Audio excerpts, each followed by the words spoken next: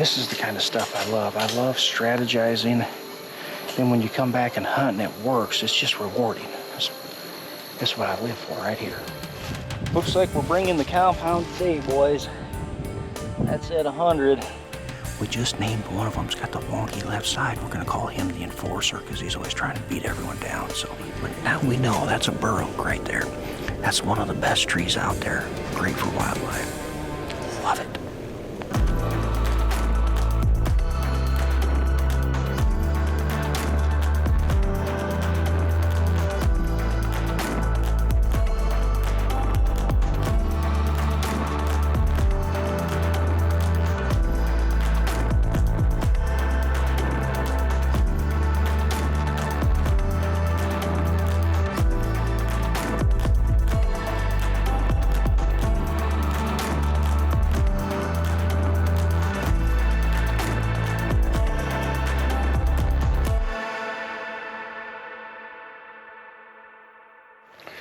Alright guys, I know most of you guys are whitetail wizards that watch the show, so you probably don't need me to break down the stand site, but I thought maybe for the younger guys, maybe they could pick up a tip or two here, so I'm going to break down my thought process on this stand site. Here's the deal. I was in here yesterday with the Forester. Now, that's not ideal to be walking around in here with the Forester on October 9th, right? This is the 10th of October. But what I stumbled across when we were down here is the workings of a mature buck for sure. I'll show you this. Huge tree tore up and he's scraping all over down here. And I don't have cameras here. I've got some in this area within a couple 100 yards. So I don't know what deer this is. I wouldn't put a camera on it. But here's what I'm going to do. We're going to go old school. I'm not going to check this camera. So I don't know what deer is making this sign, but I will guarantee that's a mature buck, and I will try to get him on film. So we're going to set up a stand on this. This is what I would do back in, you know, the 80s and the 90s. We didn't have trail cameras. You just read sign. You know that's a mature buck working that. So, heck, he could be a 130-inch, you know, mature buck antler size. Or it might be 180, I don't know. But we're going to find out. So, let me go show you the setup we've got. Break down all my thoughts. So, I just mowed a path in here. You can see this. I came in here with the skid. Mowed this. There's a couple different things we can think about. We could hunt this on the south, which sets up really good for getting in and out. But then you got to worry about the thermal. The hill carries down, you know, to the south. So when you get that thermal, it's going to go against your wind direction. Unless you can get the wind speed like what we were shooting for the other day on my chase video. But one more thing to worry about. So I'm going to look at doing this for a north wind, and this is all tore up in here, so whatever's doing this, and it might be multiple bucks, but there's a little water hole in here, kind of just a small pond. It's not quite dry, and this is all tore up with rubs all through here, great big ones. And so initially I wanted to get set up in this where you could walk the pond dam to your tree stand, and then the nice thing about the way this sets up, this little bottom field, is you can shoot across the whole thing with a compound easy enough. So you can, anything traveling this, you can shoot clear across it. So that's an added benefit. The other thing we've got going, like most of my food plots, is all these food plots connect. This is just a bottom field, and they love to walk this east to west. So if I hunt this on a north wind, the only thing I'm cutting off is it's going to be right at my back walking in. And then when we sit here in this tree stand, same thing. It's going to be carrying straight that direction, which is back into some cover, right? So, I mean, it's a possibility that this won't work. We need to look behind us on the downwind side and see how good the trails are there. But I know, here's the thing, any place they pop out in these fields, which there's a lot of area east to west that they can pop out, and they do. They pop out here all the time, and then they tend to walk the field back and forth. Which, you know, I'm not so worried about having, you know, our scent blowing into this cover right here in that scenario. You cut off one spot. If they cross behind you in that timber, they can catch you. But I like the odds now. If we hunt this 2 times, let's say, and deer get downwind and catch us back there, then we'll have to abandon ship. Then I wouldn't hunt it. But we can definitely give it a try and see if we can't get away with this, because I think the odds are just really good that stuff's going to come from the east and west and just walk this. And then let me show you this sign down here. So this is the little bean field we came in. We drilled our brassicas in, our monster buck. Check this out.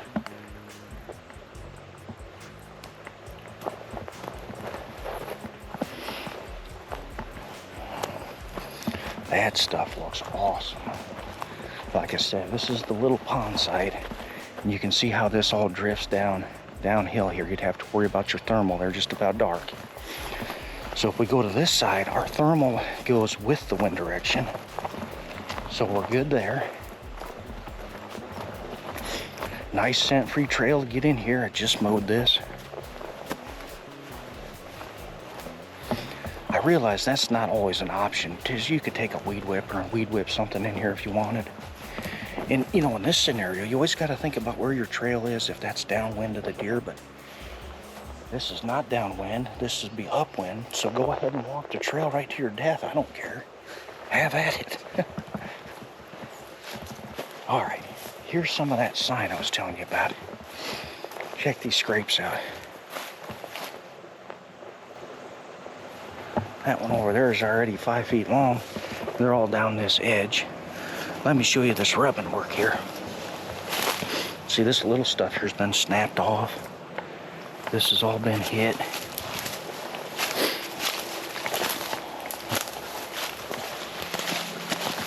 that one?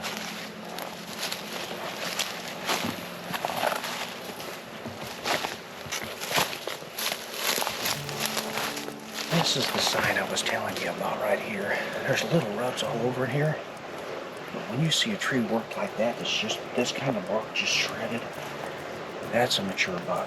Of course, you know, I experiment with everything, trying to figure out what size deer make rubs like this. And I've put cameras on trees like cedars where I thought there were rub would show up. And I've actually had them hit it on the camera. You know, my experience is it's never younger than a 3-year-old. So this would be done by at least a 3-year-old buck, I would say. And who knows how old he'd be. You know, it could be 6, 7, 8, I don't know. But I mean, look at tine marks clear up in here. Just shredded. This side too, now you got tine marks all the way up in here. That's the stuff that gets me fired up right there. Just trying to imagine what made that, how big a deer that is. Huge body. So that's why we're setting up down here. Wind's gonna be going this direction. You got this little cut right here that they tend to skirt around, so there's a little funnel here. Setting right here. Now there is a trail that parallels this field, and that's typically going to be like a morning trail for a buck. You know, during a rut, trying to wind all this stuff, he's going to stay in the cover and walk this edge. Now in the evening, I think we have a better shot right here at cover, which is primarily when I would hunt this to get into it. Otherwise, you just got to walk across too much field if it's a morning hunt. I don't like that. All right, let's get this set up. With any luck, we will show you what's in here making this sign. We're not going to check the camera. I stuck a cutty back on that scrape right there, so eventually we're going to check the camera. We'll know what was doing this, but for now, let's go old school and see what we can get done. Yes! That is beautiful.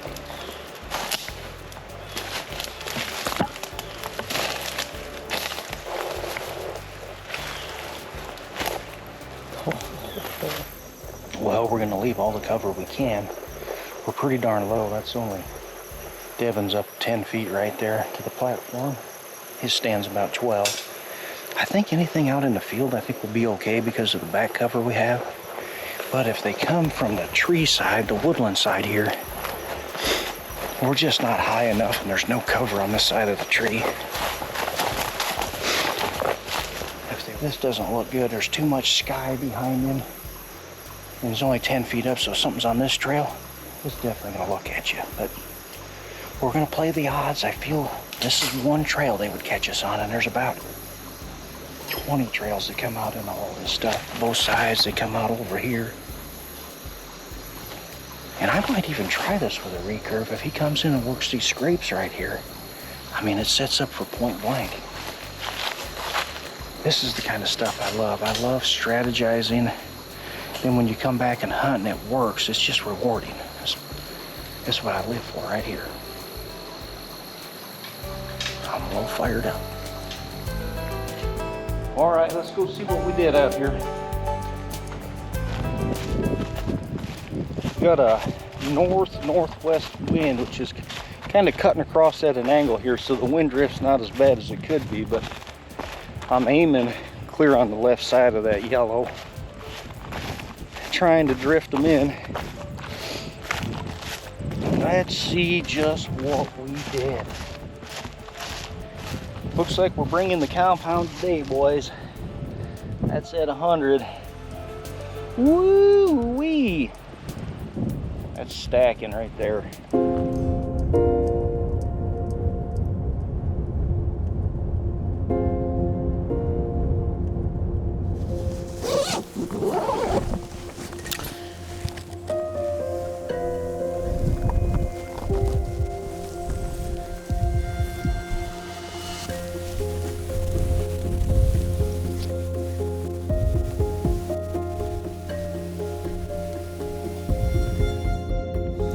We should have talked about this because we got a nice trail coming down until you get to here. The only place you're going to leave a scent trail is the last 40 yards to your tree stand, which is the worst in my opinion. So we should have either mowed this right down. I mean, of course they're going to follow it if you do that, but that don't hurt us any. Not where you want to leave your scent trail. Look at this beautiful path we've got all the way down to the tree stand. Yes. And the nice thing about this is it doesn't hurt us if they follow the path. We still got a good wind for it, so this is on the upwind side. Nice job, Devin.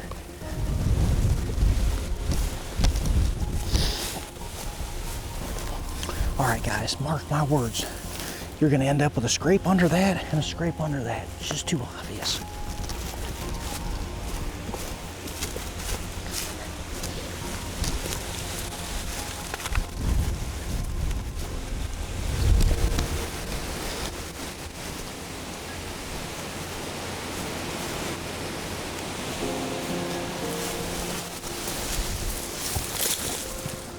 All right, guys, October 13th here.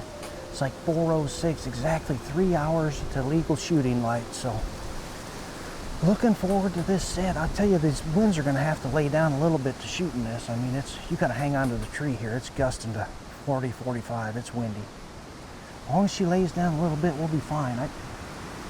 I like deer movement when it's a little breezy. A lot better than when it's stagnant. I would say stagnant air means stagnant deer movement. At least in Iowa, that's how it is. Anyway, let's buckle in, strap ourselves to the tree, and set in.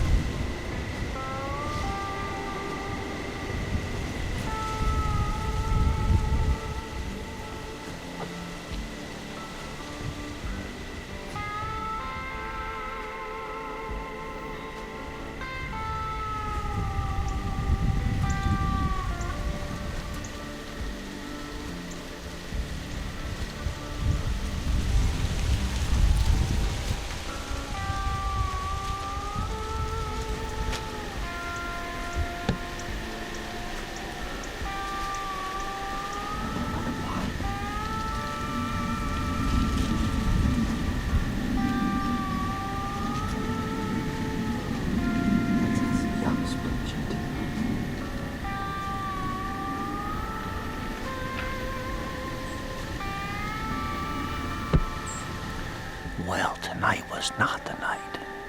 I think we saw 11 does and 3 bucks. Nothing mature, not one single mature buck, but we got these little scruffers here jacking around. I keep hearing something in this draw I thought might pop out, but we're down to like 3 minutes of legal shooting, so it's just about it.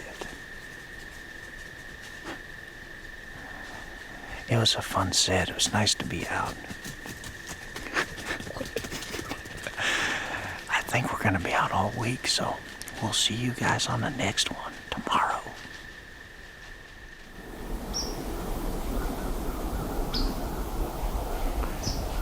Well, we're in here looking for a buck we call Big Rack. When we see him, that's going to be his name, Big Rack. Now, there's 3 bucks in here. There's 3 bucks in here I think we could see. One we call Sticky Tan. It's got some little stickers and kickers all over. Great big brows. We found his sheds last year. There's another real heavy buck that's got a messed up left side. He's a real dominant, aggressive buck. Matter of fact, we watched him fight like 5 minutes, not very far from here. I filmed part of that. It's a knockdown, drag-out fight over a doe. So there's that buck, and then there's one we call Spooky. I used to call him the Wraparound 8, but we got another one of those in a different spot, so we call him Spooky a lot of times. We see him a lot. He just stands there looking. He just doesn't trust anything, so he'd be a cool buck as well. Great big frame, kind of short 3s on him, but nice deer. With any luck, we'll see one of them. Well, guys, we sat in here about 2.5, 3 hours, and we got skunked, which is hard to do, but we didn't see a single deer. So, I think, this time of year, middle of October, I don't hunt middle of the day too much, so I think we're going to get down. I might go combine some corn, get a little work done, and regroup for this evening. So, we'll see you guys on the next one, and Devin is shaking like a leaf back here. It's so cold.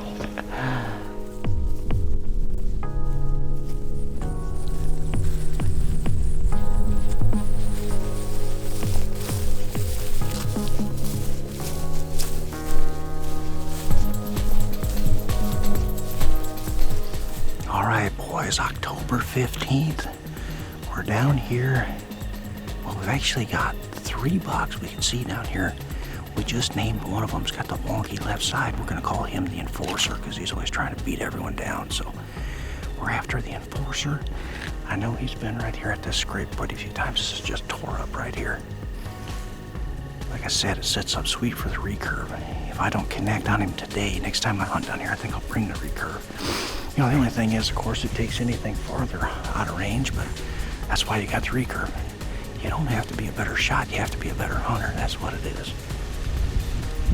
Anyway, it's about 4 o'clock. We got 3 hours to set in here. Northeast winds carrying right down this ditch, which is perfect. The other thing, we got some kind of little different access here. So when we come in the evening, we just walk through the crop fields, food and whatever, down to here. Now if we get pinned down by deer, especially with food up there, we can drop down in this ditch right behind us, follow it down to another ditch and walk it clear out to the road. All cover, so there shouldn't be anything in there. And there's a lot of little fingers and ditches right in through here that they would bet on with a northeast wind. So, normally they're gonna lay looking down the hill with the wind at their back. So you can always take that into account of what a hillside they should be laying on what wind direction. Anyway, with any luck, we'll get her done.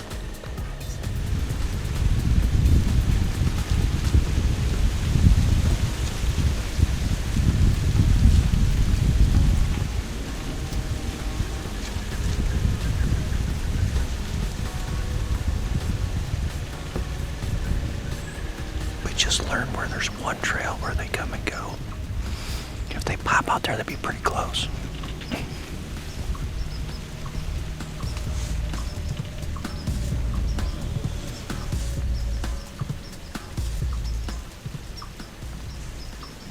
Well, you guys remember I had to meet with the district forester the other day. He showed me how to tell a bur oak from your other white oaks. Of course, we're in a bur right here. This is the way you tell a white, it's got the scaly bark, whereas a red oak's got the smooth bark. And white's got the rounded lobes on the leaves, red's got the pointed. But on the bur, he said what you look for is these deep cuts in the leaf right there like that. Gotta tell you, that's your bird, whereas your other whites they don't have that deep cut. They're, a broader leaf. Your swamp white oaks and chestnut oaks and all that. A little different looking leaf, but now we know that's a bur oak right there. That's one of the best trees out there. Great for wildlife. Love it.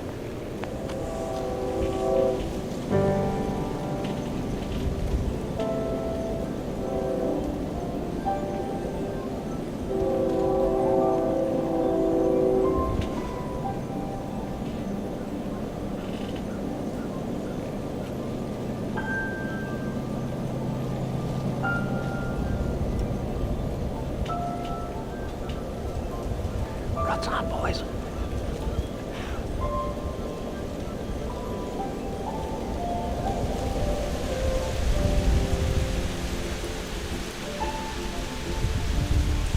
Oh, it's missing one side. That's that one.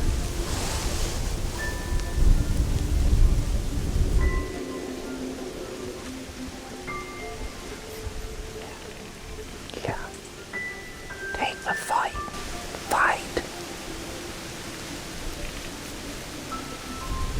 Looks like a little size difference there.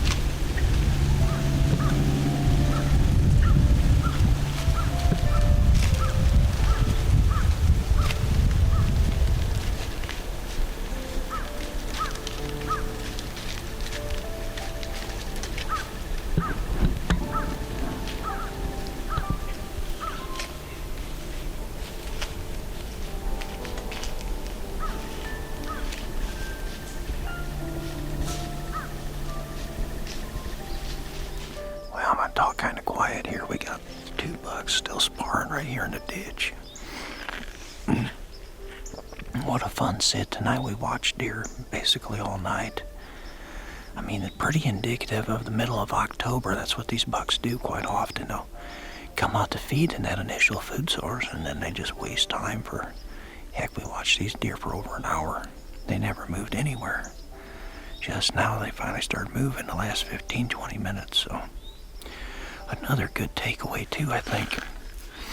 These would both be poster bucks for a 2.5 and a 3.5. Is what I would say. That the one that I think's 3.5, he looks a little bigger, like me. Could be 4.5, but I don't think he is. I think he's just fattened up from eating good. So that's an interesting takeaway as well. I always like to try to age them to keep track of my deer, not my deer, but keep track of the deer. Anyway, we're just going to keep bouncing around. I kind of have fun bouncing around, not really concentrating on any one deer. It's a good time, so. Raccoon fight. Anyway, guys, we will see you tomorrow. We'll be out again